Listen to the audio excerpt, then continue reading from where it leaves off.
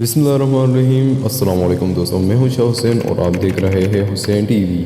دوستو، تاریخ ابن الخلقان میں رکون الدولہ بن بویا کے حالات میں لکھا ہے کہ ایک مرتبہ اس کی کسی دشمن سے لڑائی ہوئی اور فریقین میں خوراک کی اس قدر تنگی ہوئی کہ دونوں نے اپنے اپنے جانور کو ذبح کرنا شروع کر دیا، اور رکن الدولہ کی حالت تو یہ ہو گئی کہ اگر اس کا بس چلتا تو شکست قبول کر لیتا۔ چنانچہ اس نے اپنے وزیر ابو الفضل بن عمید سے مشورہ کیا کہ آیا جنگ جاری رکھی جائے یا گریز کیا جائے۔ وزیر نے جواب دیا کہ آپ کے لیے اللہ تعالیٰ کے سوا کی ذات پاک کے اور کوئی جائے پناہ نہیں، لہٰذا آپ مسلمانوں کے لیے خیر کی نیت رکھیں اور حسن سیرت اور احسان کرنے کا پختہ ارادہ فرما لے، اور یہ اس لیے ضروری ہے کہ فتح حاصل کرنے کی جملہ تدابیر جو ایک انسان کی قبضے قدرت میں تھے وہ سب منقطع ہو چکے، لہٰذا اگر ہم لڑائی سے جان بچا کر بھاگنے پر کمر باندھ لے تو نتیجہ یہ ہوگا کہ دشمن ہمارا تعاقب کر کے ہم کو قتل کر دے گا،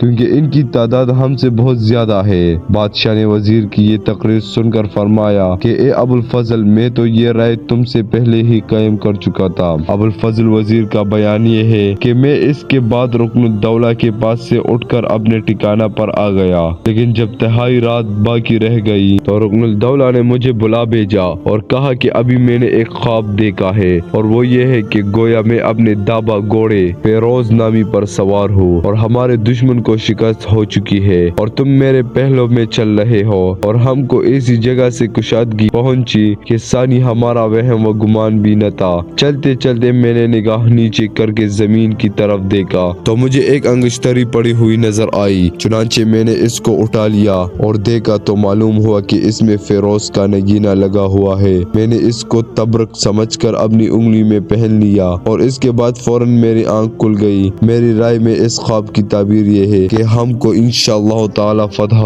ہوگی، کیونکہ فیروز اور فتح دو مترادف الفاظ ہیں اور میرے گھوڑے کا نام بھی فیروز ہی ہے۔ وزیر ابو الفضل کا بیان یہ ہے کہ ابھی کچھ ہی دیر ہوئی تھی کہ ہم کو یہ خوشخبری پہنچی کہ دشمن فرار ہو گئے اور اپنے ڈیرے خیمے سب چھوڑ کر بھاگ گئے۔ چنانچہ جب متواتر یہ خبر آتی رہی تو ہم کو دشمن کی عظمت کا یقین ہو گیا۔ بہرحال ہم کو دشمن کی شکست کے اسباب کی کوئی خبر نہ تھی، اس لیے ہم آگے بڑھے، مگر اس خیال سے کہ ہمارے ساتھ کہیں کسی نے کوئی دھوکہ نہ کیا ہو، اس لیے ہم نے احتیاط کا پہلو ہاتھ سے نہ چھوڑا، اور میں احتیاطاً بادشاہ کے ایک جانب ہو گیا۔ بادشاہ اپنے گھوڑے فیروز پر سوار تھے۔ ہم ابھی کچھ ہی قدم آگے بڑھے تھے کہ بادشاہ رکن الدولہ نے ایک غلام سے جو ان کے آگے آگے چل رہا تھا چیخ کر کہا کہ انگشتری اٹھا کر مجھے دو۔ چنانچہ غلام نے وہ انگشتری اٹھا کر بادشاہ کو دے دی۔ اس انگشتری میں ایک فیروزہ جڑا ہوا تھا۔ رکن الدولہ نے فوراً وہ انگشتری پہن لی اور کہنے لگا کہ اب میرے خواب کی تعبیر پوری ہو گئی، یہ بگینہ وہی انگشتری ہے جو میں نے خواب میں دیکھی تھی۔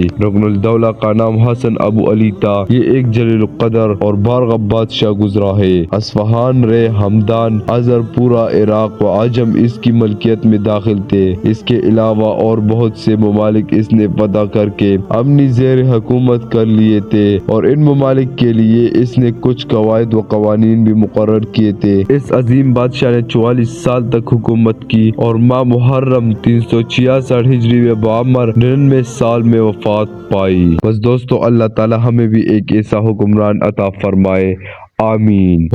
Thanks for watching this video. Allah Hafiz.